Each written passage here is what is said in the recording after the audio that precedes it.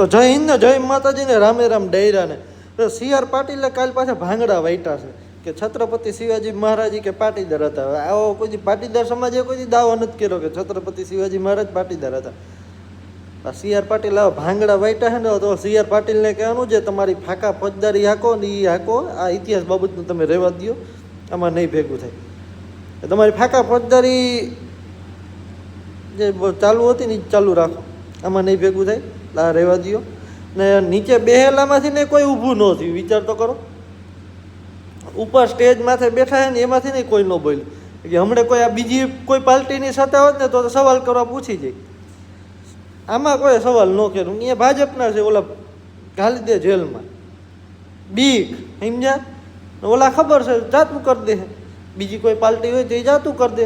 આમ આદમી પાર્ટી લઈ લો ને, આમ આદમી પાર્ટીની સભા હોય ને તો ટોળું આવી જાય સવાલ કરવા. આમાં કોઈ સવાલ નહીં પૂછે.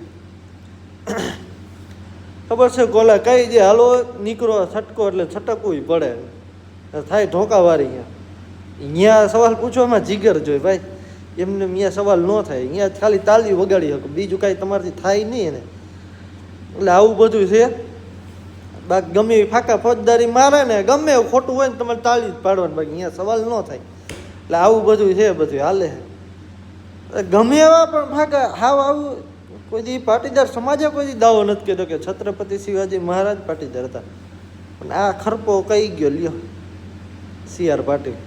તો જય હિન્દ ને જય માતાજી ને રામે રામ ડાયરા ને.